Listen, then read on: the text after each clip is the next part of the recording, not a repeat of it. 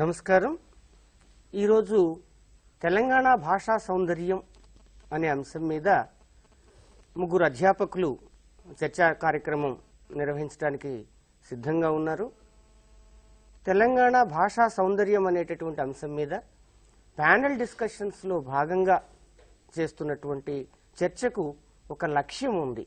ఆ లక్ష్యం గొప్ప విశిష్ట సంస్కృతి కలిగినటువంటి తెలంగాణ ప్రాంత ప్రజలు, ఆ ప్రజలలో భాగంగా విద్యని జ్ఞానాన్ని నేర్చుకుంటున్నటువంటి విద్యార్థులు ఈ సాంస్కృతిక ఔన్నత్యాన్ని గుర్తించడానికి, భాషా సౌందర్యం ఎలా ఉంటుందో తెలుసుకోవడానికి, తమ భాష ఇతర భాషల కంటే తక్కువది కాదు ఎక్కువది కాదు అనేటటువంటి విషయాన్ని గుర్తించడానికి ఈ చర్చా కార్యక్రమం.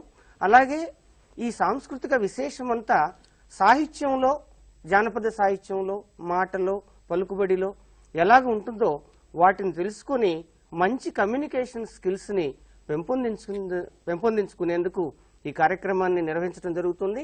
నా పక్కన డాక్టర్ బెల్లి యాదయ్య గారు ఉన్నారు. వీరు నల్గొండ డిగ్రీ కళాశాలలో అధ్యాపకులుగా ఉన్నారు. స్వయంగా కవి, రచయిత, గాయకుడు కూడా. ఆ తరువాత భాషా స్వరూపం గురించి, సౌందర్యంలోని ఒక పార్శ్వాన్ని గురించి చర్చించడానికి మన బూర్ల వెంకటేశ్వర్లు గారు ఉన్నారు. వారు కూడా కవిత్వం రాస్తారు, పరిశోధన చేస్తారు. బోధన, పరిశోధన, సృజన అనేటటువంటి మూడు ముఖాలతో తెలంగాణ ప్రాంత భాషా సౌందర్యం గురించి చర్చ ఇప్పుడు మొదలు పెడుతున్నాం. బెల్లి యాదయ్య గారు, ఈ తెలంగాణ భాషా సౌందర్యం అనేటటువంటి మాటని మనం ఎలాగా విద్యార్థులకి నిర్వచించవచ్చు?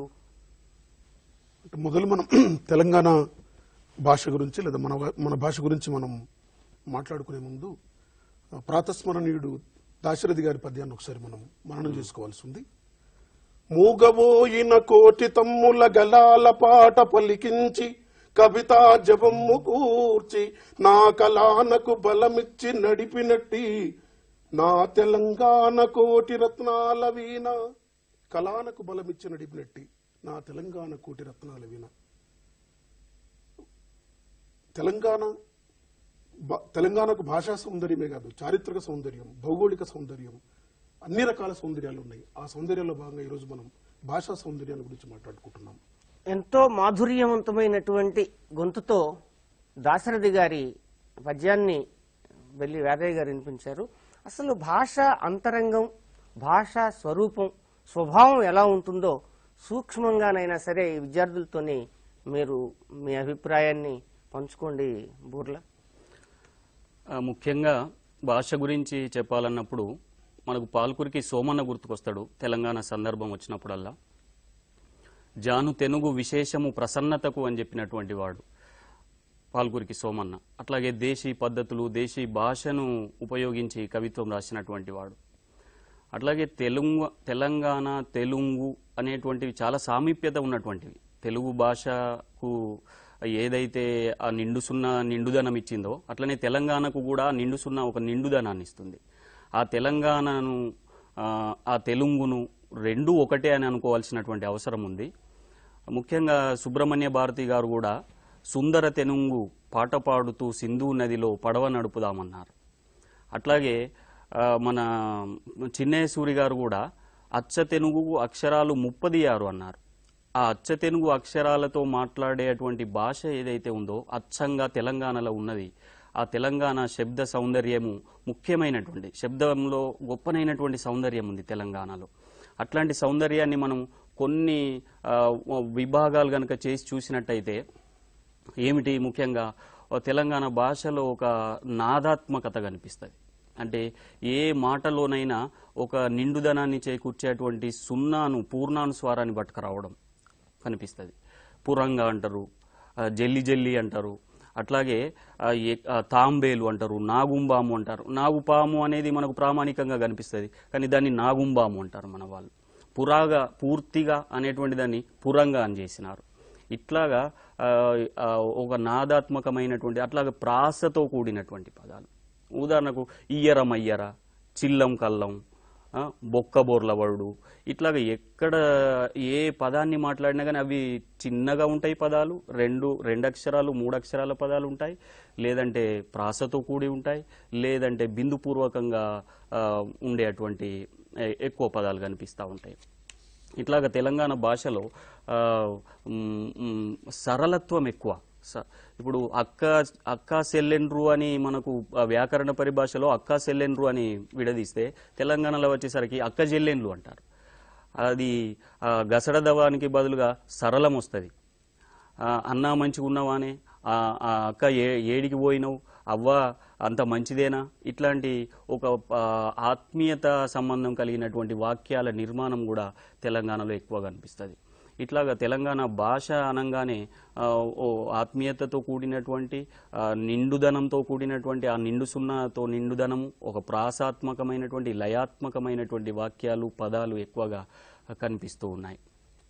అట్లాగే మన బెల్లి యాదన్న గారు కూడా ఈ విషయంలో మాట్లాడడానికి సిద్ధంగా ఉన్నారు. వారిని మాట్లాడు. బుర్ల గారు ప్రస్తావించినట్టు జానపద బాణి అనేది తెలంగాణని ఇప్పటికీ బతికిస్తున్నా, ఇప్పటికీ ముందుకు తీసుకుని వెళ్తున్న అంశం. ముఖ్యంగా గత 12 సంవత్సరాలు జరిగిన ఉద్యమంలో కూడా జానపద వాహకం, జానపద వాహిక భద్రంగా ఉంది కాబట్టి మనం ఉద్యమాన్ని ప్రజల్లోకి తీసుకుపోగలమని మనం అనుకుంటున్నాం. ఆ క్రమంలో పట ఇంతకుముందు చిన్నేశ్వరి గారు అచ్చ తెలుగునకు వర్ణములు 36 అన్నట్టు, నిజానికి అచ్చ శబ్దాన్ని తెలంగాణలో వాడతారు. వాస్తవానికి ప్రామాణిక తెలుగులో దాన్ని స్వచ్ఛమైన తెలంగాణలో నువ్వు అచ్చమైనోడివా అంటే నువ్వు మంచోడివా, నువ్వు మంచోడు కాదు అని చెప్పడానికి అచ్చమైనోడివా అని వాడుతుంటాం అనమాట. అట్లా చూసినప్పుడు ఒక జానపద గేయం గుర్తొస్తుంటది. బొట్ల బొట్ల సిరగట్టి బొమ్మంచు రైకదొడిగి నీకోసం నేను వస్తినిరో నా ముద్దుల మామయ్య, నీకోసం నేను వస్తినిరో నా ముద్దుల మామయ్య, యముడాల జాతరలో రాజన్న గుడికాడ మన రాకపోకలు కలిసెనురో నా ముద్దుల మామయ్య, కొమరెల్లి జాతరలో మల్లన్న గుడికాడ మన మాట కలిసెనురో నా ముద్దుల మామయ్య, మన మాట కలిసెనురో నా ముద్దుల మామయ్య.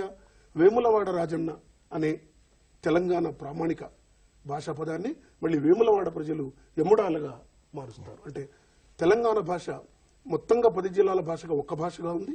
విడివిడిగా ఆ స్థానం, ఆ 30 గ్రామాల, ఆ ప్రాంతీయ, ఆ రెవెన్యూ మండలాల భాష పరిధిలో కూడా భిన్నంగా ఉంది. అట్లా నాకు ఒక సందేహం వస్తా ఉంది అదయ్య గారు. సార్ చెప్పండి. ఇది ఇప్పుడు మీరు పాడినప్పుడు దాని లయ వల్ల, సంగీత ఇది వల్ల మాధుర్యం వస్తుంది. అలాగే మాట్లాడినప్పుడు కూడా మనకి ఆ మ్యూజిక్ కానీ లేదు మనం ఏదైతే సౌందర్యం అని అనుకుంటున్నామో ఆ సౌందర్యాన్ని ఒక మామూలు మనిషి కానీ లేదా మన విద్యార్థులు ఎలాగ గుర్తించడానికి వీలుంటది. నేను ఒక మాట చెప్తాను. ఇక్కడే ఈ మధ్య కాలంలో ఏదో పుస్తకం చదువుతా ఉంటే, ఏదో పుస్తకం కాదు, నల్లిమేల భాస్కర్ గారు తెలంగాణ భాష గురించి చాలా నిఘంటువులు అర్థాలతో సహా ఆయన పదకోశం ఒకటి, పదబంధ కోశము, పదకోశం అని ఇచ్చేశారు. దాంట్లో మాటల్ని సూర్లజెక్కుడు అని ఉంది. ఇప్పుడు మనం కూడా పాఠం చెప్తా ఉంటాం పిల్లలకి. ఈ చెప్పినటువంటి పాఠాన్ని సరిగ్గా నేర్చుకోకపోతే మనం ఈ పదాన్ని వాడామనుకోండి, అంటే లెక్క చేయకపోవడం అనేటటువంటి ఇదిని చెప్పడం కోసం మాటల్ని సూర్లజెక్కుడు అని అంటున్నారు. అట్లా ఇంకేమైనా మీ దృష్టికి కానీ మీ అనుభవంలోకి వచ్చిన మీరు కానీ బూర్ల కానీ ఆ భాష స్పృహని మనం ఎలాగా, సౌందర్యాన్ని పట్టుకోవడం ఎలాగా? మీరు అన్నట్టు ఇండియన్ అమెజాన్ గా పేరుబడినటువంటి మన ఆంధ్రప్రదేశ్ లో, తెలంగాణలో విస్తరించి ఉన్న నల్లమల అడవిలో ఉన్నటువంటి చెంచులకు ప్రత్యేకమైన భాష ఉంది. అంటే వాళ్ళకి లిపి లేదు కానీ వాళ్ళు తెలుగే మాట్లాడతారు కానీ భిన్నమైన తెలుగును వాడతారు. మచ్చుకు అంటే ఉదాహరణ అనే ప్రామాణిక తెలుగు మనం మచ్చు అంటాం. అందుకని మచ్చుకు నల్లమల అడవిలోకి వెళ్ళినప్పుడు నీ పేరు ఏం పేరు అంటే నా పేరు నిమ్మల రాజయ్య. ఎంతమంది పిల్లలు అంటే 2 పిల్లలు. ఏం చేస్తున్నారంటే ఒక పిల్లగాడు బడికి పోతున్నాడు, ఒక పిల్లగాడు కాపురం చేస్తున్నాడు. ఎంత వయసు ఉంటుంది? 2 వయసు అంటే పెద్దోని వయసు 15 సంవత్సరాలు ఉంటాయి, చిన్నోడి వయసు 8 సంవత్సరాలు ఉంటాయి. ఇప్పుడు 15 ఏళ్ళకే పెళ్లి చేసిన వాను కాపురం ఎట్లా చేస్తాడు పిల్లగాడు అంటే, అయ్యో కాపురం అంటే మీరు పెళ్లి అనుకుంటున్నా, కాపురం అంటే మేము వ్యవసాయాన్ని కాపురం అంటారు. అంటే ఈ దేశానికి జీవనాడైనటువంటి వ్యవసాయాన్ని ఎంత అద్భుతంగా కాపురం కూడా అంటే దంపతుల అంటే ఈ ఒక స్త్రీ ఒక పురుషుడు కలిసిన సందర్భం నుంచి ఇంకా మృత్యు వరకు కొనసాగేటువంటి నిరాఘాతంగా కొనసాగేటువంటి ఒక ప్రక్రియ ఏదైతుందో దానితో వ్యవసాయాన్ని పోల్చడం అనేది చాలా అబ్బురపరిచే అంశం. అట్లా తెలుగు భాషను అద్భుతంగా అడవిలో ఉండి రక్షించుకుంటూ వస్తున్నందుకు మనం నల్లమల చెంచులకు ఇక్కడ మన టీవీ హాల్ నుంచి మనం తప్పకుండా ధన్యవాదాలు చెప్పాల్సి ఉంది. అంటే భావ వ్యక్తీకరణకు సరైనటువంటి పదాన్ని వెతుక్కుని ఆ పదాన్ని ప్రయోగించినప్పుడు మనం ఏదో ఇలాగా ఈ విషయ వ్యక్తీకరణలో కొత్త పద సృష్టి జరుగుతూ ఉన్నది, మనం దాని ద్వారా భావాలను వినిమయం చేసుకుంటున్నాము అని అంటున్నాం. కానీ అసలు సౌందర్యం అనేటటువంటి మాట భాషకి ఎట్లా వర్తింపజేస్తాం మనం? భౌతికంగా ఫలానా మనిషి అందంగా ఉన్నాడు అని అనొచ్చు, అతను ఆమె సౌందర్య రాశి అని అంటాం. భాషలో సౌందర్యాన్ని ఎలాగ అర్థం చేసుకోవటం విద్యార్థులు కానీ అసలు జనరల్ గా మనం ఏమైనా ఒక అవగాహన కోసం నిర్వచనం ఏమైనా చేయగలమా? తెలంగాణలో ఒక అమ్మాయి అందంగా ఉన్నదని చెప్పడానికి అమ్మాయి పిల్ల ముడితే మాసిపోయేటట్టు ఉన్నది అంటారు. ఎంత సౌందర్యవంతమైనటువంటి ప్రతీక! ముడితే మాసిపోవడం అంటే ఇంకా దాన్ని నువ్వు ఏ రకంగా దానికి ఏమాత్రం ఏది తాకినా కానీ దాని యొక్క అందం చెడిపోతుంది. అట్లాగే రామసక్కగా ఉన్నది పిల్ల అంటారు, అంటే ఒక చిలుక లాంటి అందం, అంటే ప్రాకృతికమైనటువంటి అందాన్ని చెప్పేటప్పుడు నాకు కొద్దిగా ముత్యమంతా పెట్టరాదు అంటారు. ఏదన్నా ఒక చిన్నదాన్ని కొద్దిగా ఇవ్వన్నప్పుడు కొంత పరిమాణం కావాలన్నప్పుడు ముత్యమంతా పెట్టు అంటారు. అంటే ఏంది ఆ చెప్పేటువంటి విధానం ఏదైతే ఉందో అది వెంటనే తెలిసిపోతుంది. అంటే ఇక దాంట్లో మనం ఇంకొకటి వేలు పెట్టి ఇంకొక వేరే అర్థం తీసుకోవడానికి ఛాన్సే ఉండదు ముత్యమంతా. అంటే ఇక్కడ మళ్ళీ మీరు భౌతిక సౌందర్యం గురించే చెప్తున్నట్టున్నారు. అంటే భాషా సౌందర్యం అన్నప్పుడు కంటికి కనిపించేదా లేక చెవికి వినిపించేదా అని నా సందేహం. ఊరికే చదివినప్పుడు అది కంటికి కనిపిస్తుంది సార్, చదివినప్పుడు పాఠకుడికి కంటికి కనిపిస్తుంది. చదివినప్పుడు అది తప్పకుండా మీరు అన్నట్టు అది బై హార్డ్ అండ్ బై వినడానికి సంబంధించింది. అంటే ఇప్పుడు మొదట వినికిడి ద్వారానే వ్యాపించింది కనుక భాషకు వినికిడి సౌందర్యం ఉంటుంది, భాషకు రూప సౌందర్యం ఉంటుంది. ఇప్పుడు మనం చెప్పుకున్న దాంట్లో కూడా అర్థ సౌందర్యం ఉంది. ఇప్పుడు భాషను మీరు పైకి చూసినప్పుడు ఇంతకుముందు మనం అనుకున్నట్టుగా ప్రాస పదాలు కలిగి ఉండడము, నాదాత్మకత కలిగి ఉండడము భాషకు భౌతికమైనటువంటిది, అది శబ్దానికి కూడా సంబంధించినటువంటిది. కానీ ముత్యమంతా అనేటువంటిది, అట్లాగే ముడితే మాసిపోతుంది అనేటువంటిది ఏదైతే ఉందో ఇది అర్థానికి సంబంధించినటువంటిది. అంటే అర్థ వ్యక్తీకరణలో వారు సమీపంలో ఉన్నటువంటి పదజాలంతో దాన్ని వ్యక్తీకరించే ప్రయత్నం చేస్తున్నారు. అంటే ముడితే మాసిపోతుంది అనేది ఒక ప్రతీక, నిజానికి మనము ఇట్లా పట్టుకుంటే చాలు మాసిపోతుంది అనేటువంటి ప్రతీక కనిపిస్తూ ఉన్నది. ఇప్పుడు ఈ మనం పాఠాలు చెప్తున్న పాఠాలు కానీ విద్యార్థులు భాషా సౌందర్యాన్ని గుర్తించి ఈ సాహిత్యాన్ని చదవాలి అని అంటే మనం ఏం చేస్తే ఆ పిల్లలు ఆ సౌందర్యాన్ని గుర్తించడానికి వీలుంటది అని అనుకోవచ్చు మనం? అంటే విద్యార్థులకు మొదట మనం భాష నిర్మితిని చెప్పాల్సి ఉంది. భాష ప్రొనౌన్సియేషన్, మాట్లాడేటప్పుడు భాష నిర్మాణం ఎలా ఉంది, రాసేటప్పుడు ఎలా మార్పులకు గురవుతుంది. ఒకవేళ మాట్లాడే భాష రాసే భాష ఒకటైనప్పుడు బహుశా మాట్లాడే భాష రాసే భాష ఒకటైన భాష అత్యంత అందమైన భాష అనుకోవచ్చు. వాళ్ళు మాట్లాడుతున్నటువంటి భాషలోనే ఆ సౌందర్యము మాధుర్యము ఉంది అనేటటువంటి విషయాన్ని తెలియకుండానే చాలా సందర్భాల్లో మాట్లాడేస్తూ ఉంటారు. అది తెలియజెప్పిన తర్వాత ఓహో నా భాష ఇంత మాధుర్యంతో ఈ రకమైనటువంటి సౌందర్యం ఉంది అని గుర్తిస్తాడు అని అంటున్నారు మీరు, అంతేనా? అంతే సార్. అంటే తెలంగాణలో ఉన్న పదజాలం కూడా చాలా అంటే ప్రామాణిక పదజాలం అని మనం ఏదైతే అంటున్నామో, ఉదాహరణకు సహితం అనే పదం ఉంది, అది సైతంగా మారింది. తర్వాత కొన్ని ప్రాంతాల్లో అది సుతగా మారింది, నేను సుత వస్తున్నా అంటారు, అది సహితం. అట్లనే సహించు అనేది ఏమైపోయిందంటే సైసుగా మారింది. సైసు అంటే జర సైసరాదు బిడ్డరా, సహించు అంటే సైసు అనే పదాన్ని వాడడానికి పిల్లలు కొంత వెనుకాడుతుండొచ్చు. కానీ దాని యొక్క వ్యుత్పత్తిని కానీ దాని యొక్క మార్పును కానీ మనం చెప్పినప్పుడు తప్పకుండా పిల్లలు తమ భాషను ఓన్ చేసుకునేటువంటి అవకాశం ఉంది. ఆ భాషలో ఉన్నటువంటి ఆ నిర్మితిని మనం చెప్పాల్సినటువంటి అవసరం ఉంది. భాషా సౌందర్యం గురించి బోర్ల గారు మాట్లాడుతున్నప్పుడు నాకు సదాశివ గారు రాసిన యాది మెమరీ అనే మాటకి సమానార్థకం తెలుగులో, ప్రామాణిక తెలుగులో జ్ఞాపకం. కానీ ఆయన తెలంగాణ భాషను మొట్టమొదటిసారి గ్రంథనామం చేసి యాది, మనం తెలంగాణ యాదికి, నీకు యాదికి వచ్చిందా, నీకు యాదికి ఉందా, నీకు యాదికి ఉండాలి, నువ్వు యాది మరొకకు ఇట్లా అంటుంటాం. అంటే జ్ఞాపకం అనే పదాన్ని ఉచ్చరించినప్పుడు అది తత్సమం సంస్కృతం నుంచి తెలుగులోకి వచ్చింది. జ్ఞాపకం ఉచ్చారణ కంటే యాది అనేది తెలంగాణ వాళ్ళకి, తెలుగు వాళ్ళకి చాలా సులభోచ్చారణ, అంటే చాలా తేలికగా మాట్లాడుకోవడానికి వీలైన పదాలు. అంటే ఏ పదాలు అయితే తేలికగా మాట్లాడబడతాయో, బహుశా ఏ పదాలలో అయితే పరుషాల సంఖ్య తక్కువగా ఉంటుందో, ఏ పదాలైతే ఉచ్చారణ రీత్యా సౌలభ్యంగా ఉంటే ఆ భాష చాలా అందంగా ఉంటుంది. అందుకని నిర్మిత రీత్యా భాషకు అందం ఉంది, మాట్లాడడం రీత్యా భాషకు అందం ఉంది. సార్ చెప్పినట్టు శబ్ద సౌందర్యం భాషకుంది, అర్థ సౌందర్యం భాషకుంది. నారాయణ రెడ్డి గారు ఎక్కువ శబ్ద సౌందర్యాన్ని మనకు ఆయన రాసిన పాటల్లో గాని, కవిత్వంలో గాని అవును. డాక్టర్ సి నారాయణ రెడ్డి గారు 1970 ప్రాంతాలలోనే మా ఊరు మాట్లాడింది అనే పేరుతో వ్యవహార భాషలో ఉండేటువంటి పద సౌందర్యాన్ని, అర్ధ సౌందర్యాన్ని కూడా వివరిస్తూ మంచి చక్కని వ్యాసాలు రాసినారు. సుమారు 6 వ్యాసాలు ఉన్నాయి. దాంట్లో కొన్ని పదబంధాలు, పదాలు వాడుకలో ఊరు వాడేటటువంటి భాష కూడా. ఉదాహరణకు అంబటాళ్ళ అయింది అంటారు. అంబటాళ్ళ అంటే మధ్యాహ్నం అంబలి తాగేటువంటి వేల, అంబలి వేల. వేల అనేది యాళ్ళగా మారడం అనేది పద పరిణామంలో జరిగినటువంటి మార్పు. అంబటాళ్ళ, అట్లాగే గైర్లాళ్ళ అంటారు.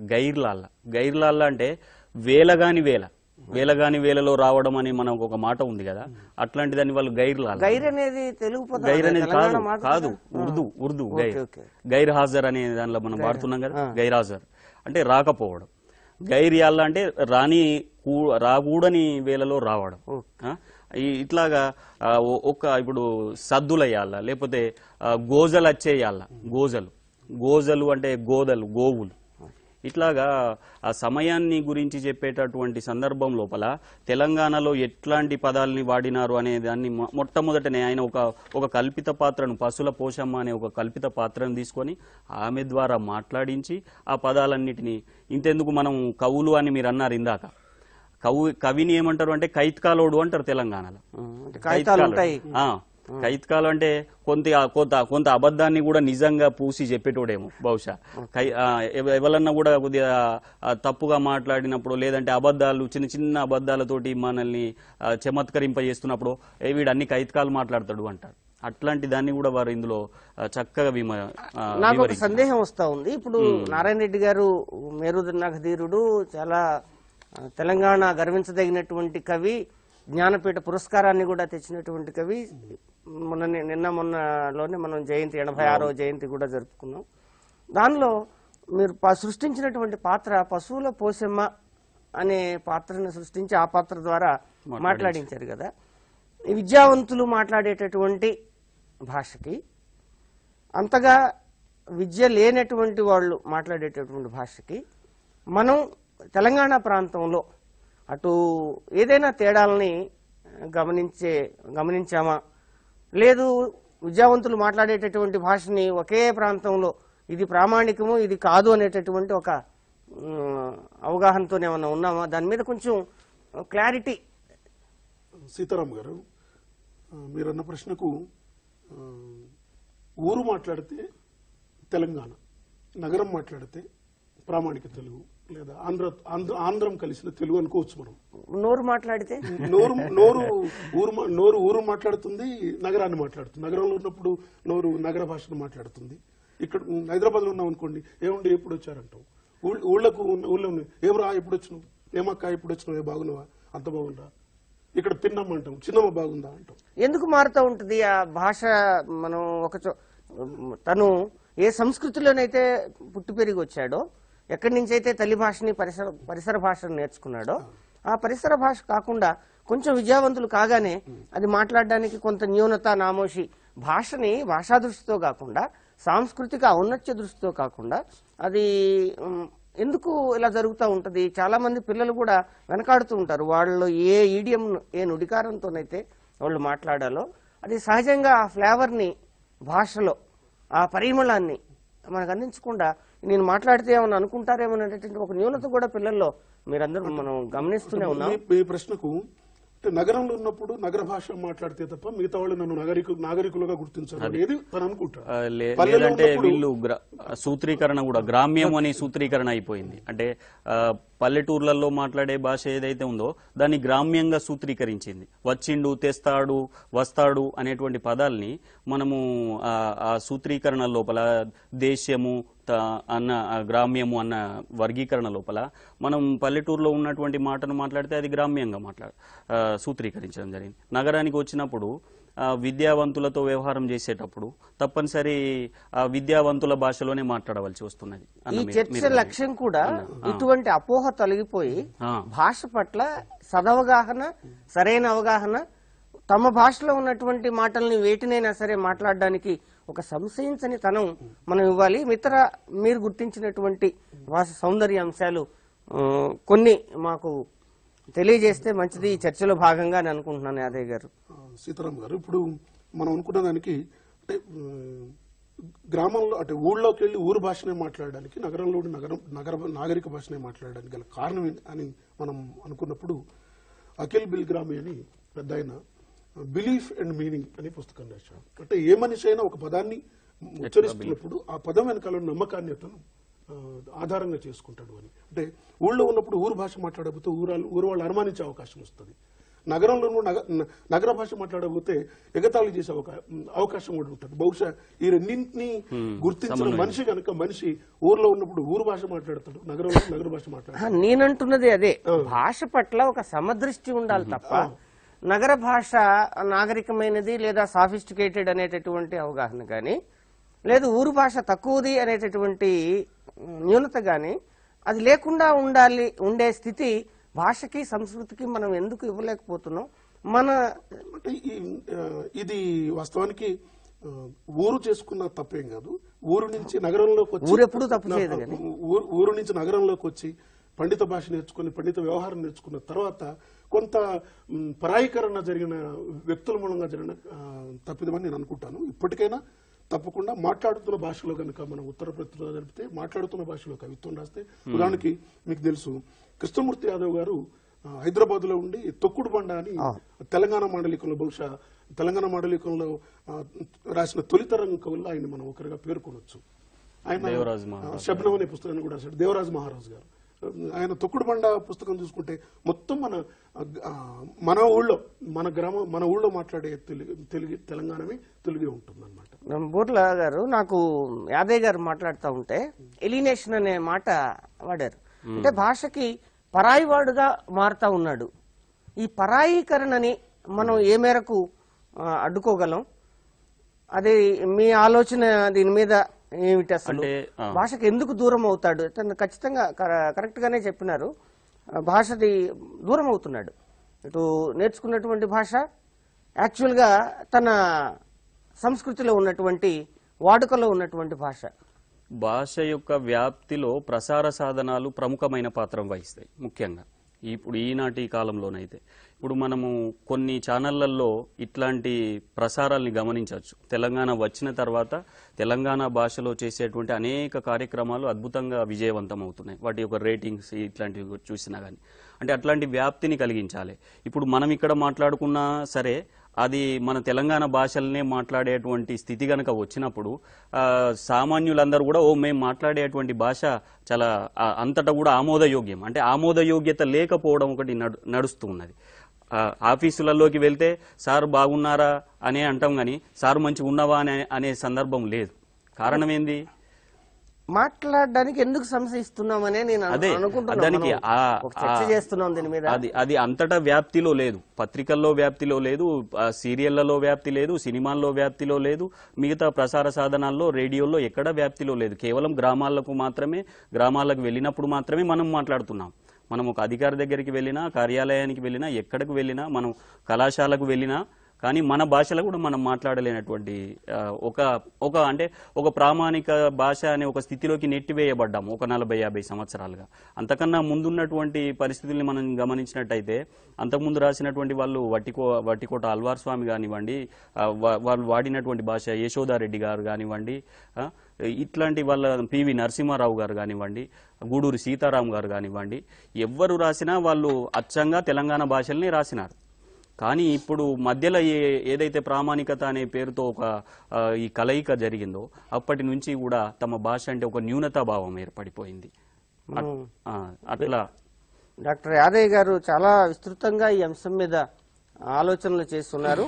ఇంకా మరికొన్ని విశేషాలని వారి నోటి నుంచి వింటే ఈ చర్చని ఇంకొంత ఫలప్రదంగా మనం ముగించవచ్చు. ముఖ్యంగా మనం ఈ చర్చలో భాగంగా ప్రధానంగా స్మరించుకోవాల్సింది, ఎందుకంటే సాంస్కృతిక ప్రతినిధులుగా ఉన్నటువంటి కవులు రచయితల లోపల ఎవరైతే ప్రజారంగంలో ప్రజాక్షేత్రంలో పనిచేస్తున్నారో, ముఖ్యంగా పాట కవులు, పద్య కవుల కంటే ముఖ్యంగా పాట కవుల్లో గ్రామం అంటే గ్రామ్యం అనే వాగ్గేయకారుల పాటల్లో లేదా పాట కవుల రచనల్లో తెలంగాణ స్పష్టంగా భద్రంగా ఉంది. ఉదాహరణకి 30 ఏళ్ల క్రితం వచ్చినటువంటి రంగుల కలే సినిమా తీసుకుంటే గూడంజయ్య గారు రాసిన పాట గద్దరు ఆలపించారు. అందులో మదన సుందారి సందేడు కురులాది జమిలి పాపడదో మదన సుందారి కొమ్మల్ల మెరిసేటి నీ బొట్టు చూసో మదన సుందారి నీళ్ళల్ల గదిలేటి నీ నీడ చూసో మదన సుందారి ఎన్నెల్ల రాత్రుల్ల నీ వన్యలు చూసో మదన సుందారి దారిన బోంగ దొరగాడు చూసే మదనా సుందారి. ఇట్లా ఈ పాట తీసుకున్నట్టయితే జమిలి పాపడ అన్న ప్రయోగమే, ఆ ప్రయోగం చేసినందుకు కీర్తిశేషులు గూడంజయ్య గారిని మనం స్మరించుకోవాలి. అంటే శ్రామికులకి మనం తెలంగాణలో సోకు అంటాం, సోకులు పడాలని ఉండదు. వాళ్ళు పాపడ ఎట్లా ఉన్నా పైట ఎట్లా ఉన్నా ఉత్పత్తి ప్రక్రియలో ఎంత బాగా పాల్గొంటున్నాం అనేది చూసుకుంటారు తప్ప వాళ్ళు ఈ శారీరక అలంకారాలకి ఆ క్రమంలో పట్ల నెత్తి పాపడ లేకుండా అటువైపు ఇటువైపు కలిసిపోయేటువంటి దాన్ని జమిలి పాపడ అన్నాడు. ఆ క్రమంలో చూసినట్టయితే ఆయన కొమ్మల్ల మెరిసేటి నీ బొట్టు చూసావు, మామూలుగా ప్రామాణిక తెలుగులో తిలకం అని వాడతాం, అంజయ్య గారు బొట్టు వాడాడు. నీళ్ళల్లో కదిలేటి నీ నీడ చూసాడు, ఛాయ అని మనం అంటాం, ఆయన నీడ అని వాడాడు. ఎన్నెల రాత్రుల వన్యలు చూసావు, మనం వన్య పదాన్ని వాడాడు, మామూలుగా అందం అంటాం. ఇట్లా ఆయన అంటే గూడంజయ్య గారు కావచ్చు, లేకపోతే గోరెట్టి వెంకన్న కావచ్చు, అందశ్రీ కావచ్చు, జయరాజన్న కావచ్చు, వీళ్ళందరూ ఈ పాఠకులు ముఖ్యంగా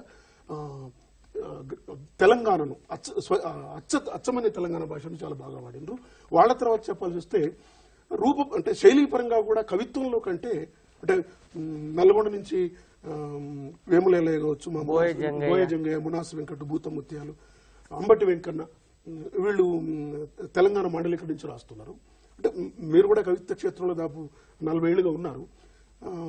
కవిత్వం కవుల కంటే ముఖ్యంగా కథలో అంటే అటు రాయలసీమలో కానీ అటు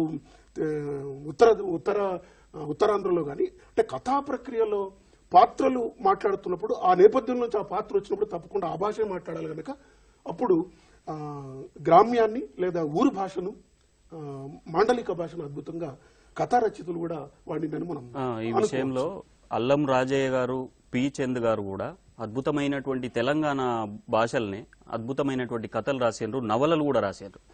ఇప్పుడు అడివంటుకున్నది నవలను చూసినా కానీ, లేదంటే మనం కొమరం భీము నవలను చూసినా కానీ, లేదంటే బిఎస్ రాములు గారి బతుకుపోరు నవలను చూసినా కానీ అవసరమైనటువంటి సందర్భాలలో తెలంగాణ భాష ఆ పాత్రలతోటి మాట్లాడించడం చాలా వరకు కనిపిస్తుంది.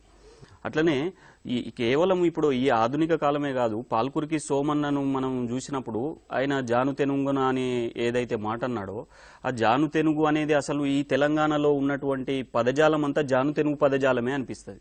ఎందుకంటే అచ్చ తెనుగు వర్ణాలు 36 అనేటువంటి ఆ 36 అక్షరాలలో ఉండేటువంటి భాషనే అచ్చంగా ఇప్పుడు తెలంగాణలో మనం మాట్లాడుతున్నాం. ఉదాహరణకు పాల్కురికి సోమన గారు రాసినటువంటి బసవ పురాణంలో ఒక పరిశీలన కనుక చేసినప్పుడు ఇప్పుడున్నటువంటి పదాలు వందల కొద్దీ మనకు అందులో కనిపిస్తున్నాయి. ఉదాహరణకు జనకక అన్నాడు. ఇప్పటికీ కూడా వాడు కొద్దిగా కూడా జనకడు అని అంటారు. జనకడం అంటే భయపడదు. అట్లాగే ఒప్పజెప్పుడు అంటారు, నాకు తీసుకొచ్చి అప్పచెప్పు అని. అనంగా, రాంగా, పోంగా, ఎక్కంగా, ఎదుర్కొనంగా, ఉండంగా, ఒలువంగా, ఈ బిందుపూర్వకం అని ఇంతకు ముందు అనుకున్నామే, అట్లాంటి పదాలు అనేకము మనకు పాల్కురికి సోమన్న భాషలో కనిపిస్తా ఉన్నాయి బసవ పురాణంలో. ఇప్పుడు మనం ఒక అబ్జర్వేషన్ కోసము లేదా భాష పరమైనటువంటి స్వభావాన్ని అర్థం చేసుకోవడం కోసం పరిశోధకులుగా బసవ పురాణం లాంటి ప్రాచీన కావ్యాలను చదువుతాం. కానీ విద్యార్థులకి అవకాశం లేకపోయి ఉండొచ్చు, భాష దృష్టి లేదు. నువ్వు బసవ పురాణంలోని పదాలని తీసుకొచ్చి సేకరించి పెట్టన్నా కూడా ఆ పిల్లలకి అవసరం లేదు అని అనిపించవచ్చు. అంటే భాషా సౌందర్యాన్ని ఆస్వాదించడానికి విద్యార్థులు ఆస్వాదించడానికి, తద్వారా ఆ సౌందర్యపూరితమైనటువంటి ఒక సాంస్కృతిక అంశాన్ని లేదా సాధనాన్ని తమ వ్యక్తిత్వాలను మలుచుకోవడం కోసం ఉపయోగపెట్టుకోవడం, ఒక స్థిరమైనటువంటి దీన్ని వాళ్ళు పొందటం అనేటటువంటి చేయాలంటే మనం ఏమి చేయాల్సి వస్తుంది భాషా సౌందర్యం విషయంలో గానీ, భాషా స్పృహ సోయి కలిగించడం విషయంలో? దీనికోసము గత సంవత్సరం మన కళాశాల విద్యలో ప్రాజెక్టు వర్కులు తీసుకున్నప్పుడు మేమేం చేశామంటే తెలంగాణ బతుకమ్మ సంచికల్లో వచ్చినటువంటి ఒక 20 కథల్ని, అంటే 52 వారాల్లో వచ్చినటువంటి ఒక 20 కథల్ని తీసుకొని విద్యార్థుల చేత అందులో ఉన్నటువంటి తెలంగాణ పదాలు ఏమున్నాయో మీరు తీసుకురండి అని అన్నప్పుడు వాళ్ళు చాలా గొప్ప ప్రయత్నం చేసినారు. ప్రతి ఒక 5గురు అమ్మాయిలు కలిసి దీన్ని చేసినారు. ఇప్పుడు ఇందులో చూసినట్టయితే అందులో ఉన్నటువంటి ఒక కథలో ఉదాహరణకు ఇందులో పదాలన్నీ వాళ్ళు విడివిడిగా రాసుకొచ్చినారు. ఉదాహరణకు యాదులు అన్నాం, ఇంతకుముందే గుర్తు చేసిన అన్న యాద్ అనేది ఉర్దూ పదం మనకు తెలిసినటువంటిది. ఊకూకే, ఇడిసిపెట్టకుండ్రి, బాంచెను అనే పదం బానిసను అనే దాని నుంచి వచ్చిందని మనకు తెలుసు. అట్లాగే కావలి, ఇంతెత్తు, ఎక్కినంక, మల్సుక, గదువ, గదమ అంటారు దాన్ని, గదువ అని తెలంగాణలో వ్యవహారం. ఇట్లాగా సుమారు ఈ 20 కథల్లో ఉన్నటువంటి ఒక 1000 రాక పదాలని పిల్లలు, అంటే భాష పట్ల పిల్లలకు ఒక ఆసక్తి కలగాలంటే తాము మాట్లాడుతున్నటువంటి భాషా పదాలే ఆ కథల్లో వచ్చినప్పుడు తప్పకుండా వాటిని గుర్తించే అవకాశం ఉంది. అట్లా తెలంగాణ కథల్ని మనము తీసుకొని దాంట్లో ఉన్నటువంటి భాషను, లేదంటే అందులో నుంచి మళ్ళీ మీరు అన్నట్టు ఇంకొకటి ఏంటి, సౌందర్యాన్ని కూడా గుర్తింపజేయాలి. అంటే ఇదే భాషను నువ్వు ఇదే పదాలని ప్రామాణిక భాషలో అయితే ఎట్లా మాట్లాడతావు, నువ్వు ఈ విషయాన్ని చెప్పాలన్నప్పుడు ప్రామాణిక భాషలో ఏం చెప్తావు, దానికి దీనికి ఒక 2 పదాలని మనం ఒక వాక్యాలని కనుక మార్చినట్టయితే మనకు 10వ తరగతిలో ఇట్లాంటి వాటిలలో గ్రాంధిక భాష నుండి ఆధునిక వచనంలోకి మార్చండి అని ఒక పిల్లలకు ఒక ప్రశ్న ఉంటుంది. అట్లానే మనము దీన్ని తెలంగాణ భాషలో ఉన్నదాన్ని ప్రామాణిక భాషలోకి మార్చడం, లేదా ప్రామాణిక భాషలో ఉన్నదాన్ని తెలంగాణ భాషలోకి మార్చడం, అట్లాంటి పనులు మనం అప్పగించవచ్చు. ఇప్పుడు తమ పరిసరాల్లో మాట్లాడుతున్నటువంటి తల్లిదండ్రులు మాట్లాడేటటువంటి భాషను కూడా పరిశీలించమని మనం చెప్పడానికి అవకాశం ఉందని మీరు అంటున్నారు. తప్పకుండా. నిన్ననే సాహిత్య అకాడమీ వాళ్ళు పెట్టినటువంటి ఒక సెమినార్లో సూర్య ధనంజయ్ మేడం యశోదారెడ్డి గారి కథల మీద చాలా ఆసక్తికరమైనటువంటి పేపర్ని సబ్మిట్ చేశారు. ఇప్పుడు మీరు అన్నారే విద్యార్థుల చేత మనం సేకరింపజేయాలి అని. పిల్లలు సేకరిస్తారు. సేకరించిన తర్వాత ఆ పదాలతోని ఏం చేయాలనేది మనం ఒక నిర్దిష్టంగా నిర్మాణాత్మకంగా వాళ్ళ చేత ఏం చేయించాలి. ఇప్పుడు ఉదాహరణకి సూర్య ధనంజయ్ గారు సేకరించినటువంటి 150-200 పదాలు ఉల్కవు పల్కవు, తొవ్వపంటి, ఎగవాకి, ఇసుంటేల, ఎన్ని అంటే మనం కూడా వాడతాం కానీ పట్టించుకో. ఈ విషయం మీద మీరు ఏమంటారు? ఏమి నిర్మాణాత్మకమైనటువంటి ఒక పనిని పిల్లలకి తమ భాష తక్కువది కాదు, ఇతరుల భాష ఎక్కువది కాదు, ఒకటి ఈ భాషతో పాటుగా ఈ సంస్కృతిని ఇలాగా నిలుపుకుంటూ ఇవాళ మార్కెట్కి అవసరమైనటువంటి భాష ఏదైతే ఉందో ఆ భాషని సోషల్ ఎటిక్వేట్ అంటామా, లింగ్విస్టిక్ ఎటిక్వేట్ అంటామా, ఆ భాషని ఇచ్చేస్తూ డిమాండ్ ఉన్నటువంటి భాషగా ఆంగ్ల భాషను కూడా, అంటే మనం కేవలం శబ్ద సౌందర్యాన్ని భాషా సౌందర్యాన్నే కాకుండా అసలు భాష పట్లనే మౌలికంగా విద్యార్థులకి ఒక అవగాహన కలగాలి అని అంటే మనం ఏం చేయాలి? మొదట మనం ఏ భాష నేర్పాలన్నా పిల్లవాళ్ళకి పదకోశాలని, డిక్షనరీస్ని అందుబాటులోకి తీసుకుపోవాలి. తర్వాత ముఖ్యంగా తెలంగాణ భాష మీద గౌరవం మరియు తెలంగాణ భాష వ్యాప్తి కోసం వాళ్ళు కృషి చేసే ప్రచారకులుగా వాళ్ళు రూపొందాలంటే వాళ్లకు ఈవేళ కూడా ఆయా పత్రికల్లో ఆయా ప్రక్రియలో వస్తున్న మన తెలంగాణ భాషలో వస్తున్న రచనలు ఒకసారి పరిచయం చేయాలి.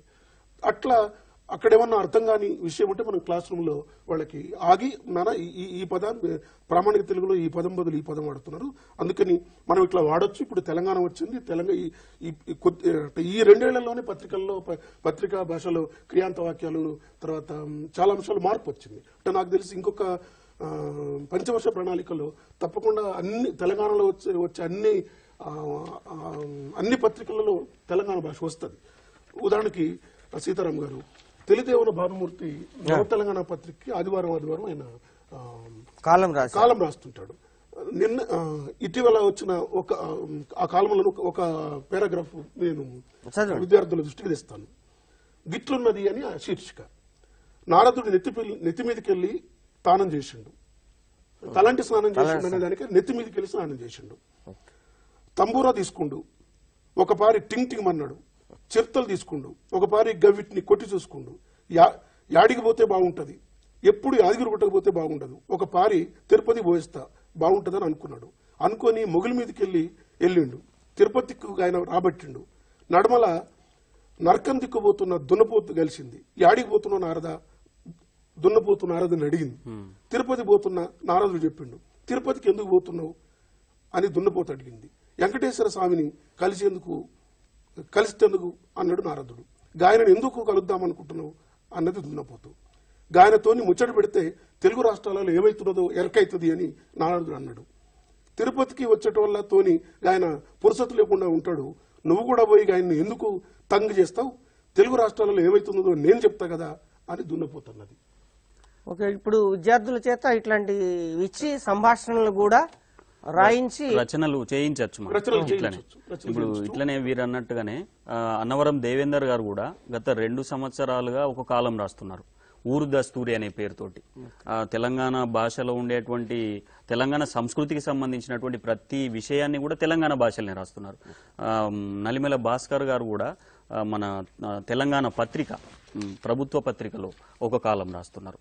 అంటే ఇట్లా రాయడం ద్వారా మనం కూడా పిల్లల్ని, మన యాదన్న చెప్పినట్టు ఇప్పుడు ఆయన తెలిదేవర భానుమూర్తి గారు రాసినట్టే మనం కూడా ఏదైనా వ్యాసాన్ని రాయడం కానీ, లేఖను రాయడం కానీ తెలంగాణ భాషల పిల్లలతోటి రాయించవచ్చు.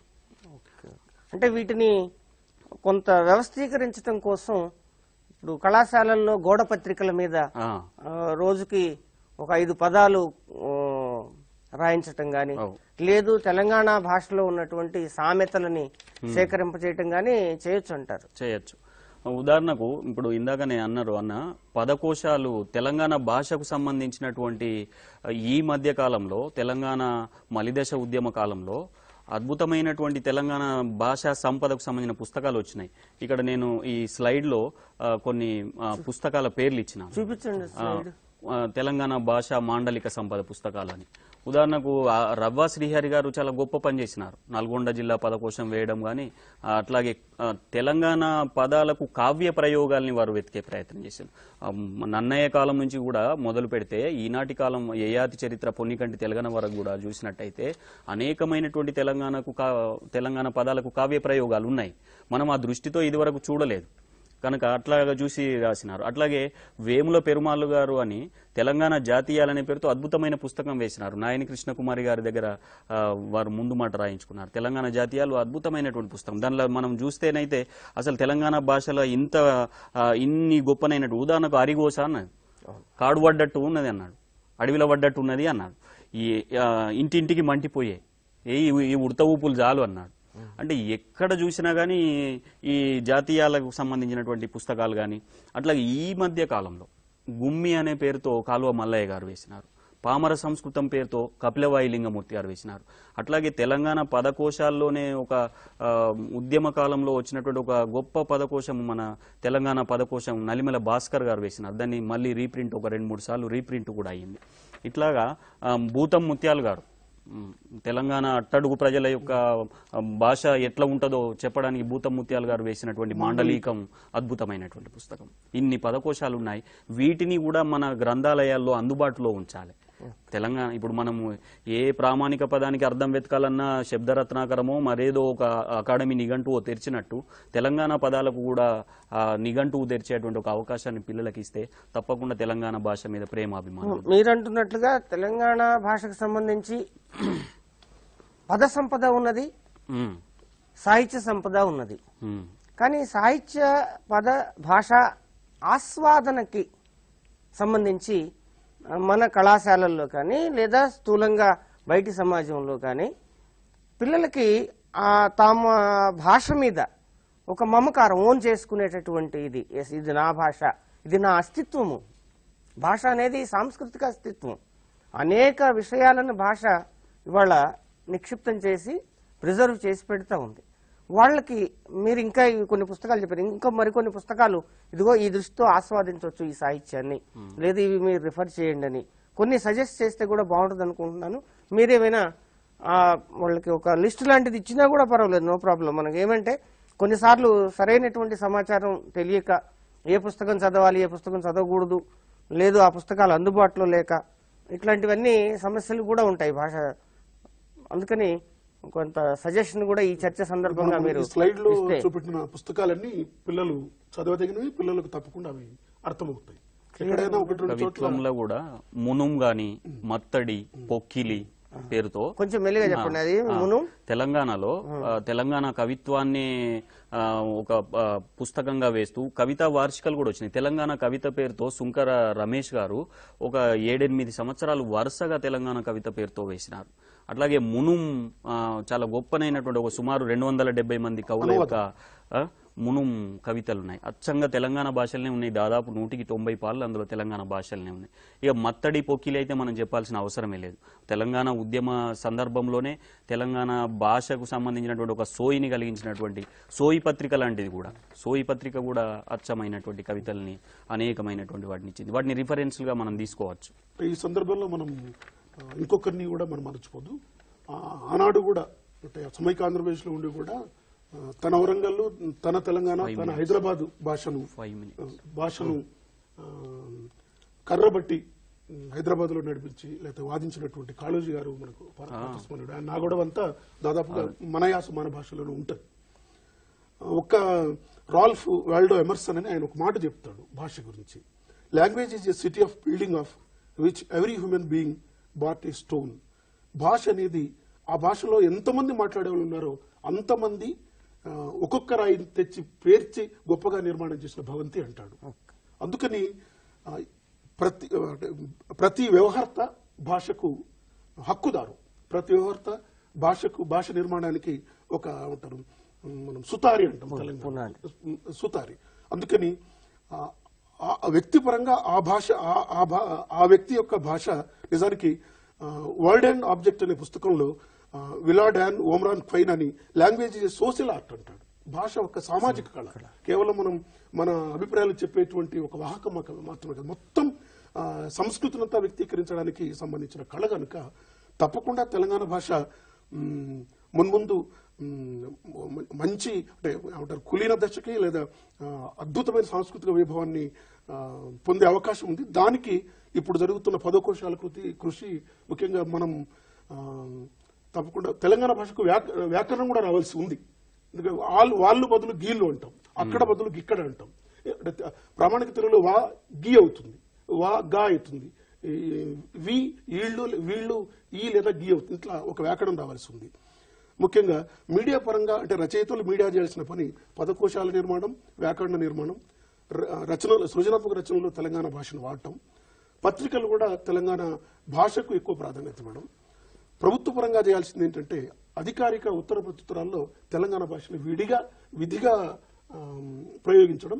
ఉదాహరణకి ఉత్తర్వులను ఎవరైనా వాళ్ళ భాషలో గ్రామానికి తెస్తే దాన్ని అట్లాగే తీసి దాని పరిష్కారానికి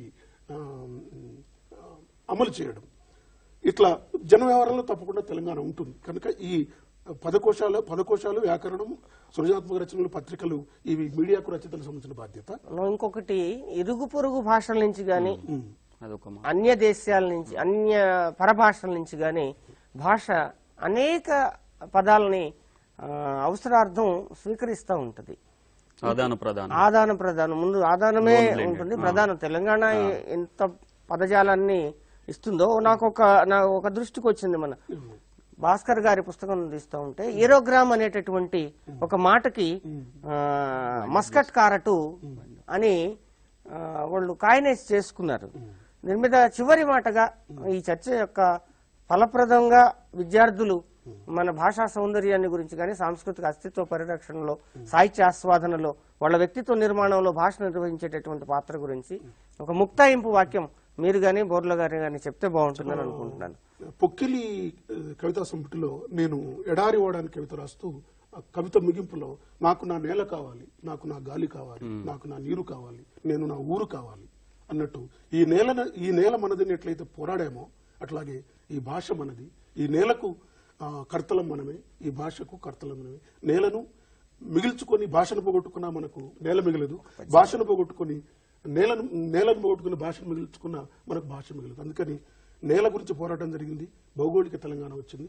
సాంస్కృతిక తెలంగాణ, సామాజిక తెలంగాణ కోసం తప్పకుండా తరగతి గదిలో లేదా అన్ని చోట్ల తెలంగాణ భాష వాడుకకు నోచుకున్నప్పుడు, గౌరవించబడినప్పుడు ఇప్పుడు మనం ఏదైతే చర్చ చేసామో దానికి ఒక సాఫల్యం, ఒక మేలు జరుగుతుందని నేనైతే అనుకుంటున్నాను. ఈ చెప్పండి. తెలంగాణ భాషలో ఒక గంగా జమున తెహజీబ్ సంస్కృతి ఉన్నది. అది ఉర్దూ భాషను కలుపుకునేది. ఫికర్ జేబ్ అంటారు. ఏ కిస్మత్ ఎట్లుంటే అట్లయితుంది, నసీబు అంతా మన నసీబులో ఉండాలి అంటారు. ఇట్లాగా ఉర్దూ భాష నుంచి ఉన్నటువంటి కొన్ని వందల పదాలు, వేల పదాలు ఉన్నాయి. మనం ఒకసారి స్లైడ్లో చూడొచ్చు. కిస్మత్, నసీబు, ఇమానత్, నియత్, అలాయ్ బలాయ్, ఇట్లా మనం అసలు తీసుకుంటూ పోతా ఉంటే వందల కొద్ది పదాలు ఉన్నాయి. అట్లనే ప్రాకృతం నుంచి, పాలీ నుంచి కూడా అనేకమైనటువంటి పదాలు తెలంగాణ భాషలో కలిసిపోయినాయి. లగ్గం అంటారు ఇప్పటికి, అరబిక్ పర్షియన్ భాషలు కూడా. ఇంతెందుకు సార్, మనం చిన్నప్పటి నుంచి సినిమాలు చూస్తున్నాం. ఎక్కడన్నా ఒక తెలంగాణ డైలాగ్ పేలితే ఆ సినిమా 360 రోజులు ఆడిన సందర్భాలు ఉన్నాయి. అందుకని తెలంగాణ భాషకు సాంస్కృతిక పరంగా అంత గొప్ప హార్స్ పవర్ శక్తి అంటే అట్లాంటి శక్తి ఉంది. ఇప్పుడు సినిమా అంటే నిన్నగాక మొన్న మనకు ఒక సినిమా వచ్చింది తెలంగాణ భాషలో, ఫిదా అనే సినిమా. దాన్ని అది తెలంగాణ భాషను ఒక సాధనంగా తీసుకొని ముందుకొచ్చింది కనుక ప్రజలందరూ కూడా చాలా గొప్పనైనటువంటి ఆదరణ, చాలా అంటే కడుపు నిండినట్టుగా, కడుపు నిండు అంటారు, కడుపు నిండా మాట్లాడాలి బిడ్డ అంటారు చూసిందా, మన మాట కడుపు నిండుగా ఉంటది. అట్లాంటిది మనకు అందులో కనిపిస్తున్నది. వ్యాపార మాధ్యమాలకు ప్రజల మీద, ప్రజల భాష మీద గౌరవం ఉందని మనం అనుకోలేం, కానీ అట్లా వాడినందుకైతే మనం ధన్యవాదాలు చెప్పాలి. నిజాయితీ ఉంటే వాళ్ళకి మనం నమస్కారం.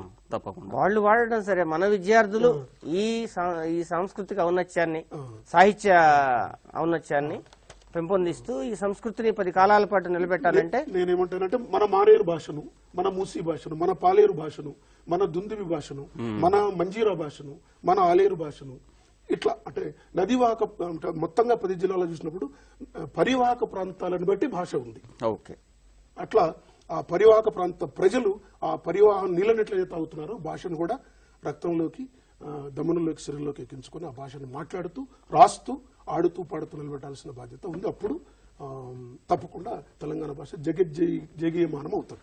ఈ అన్ని నదులు కలిసిన భాషా సముద్రమే తెలంగాణ భాష. అందరికీ నమస్కారం.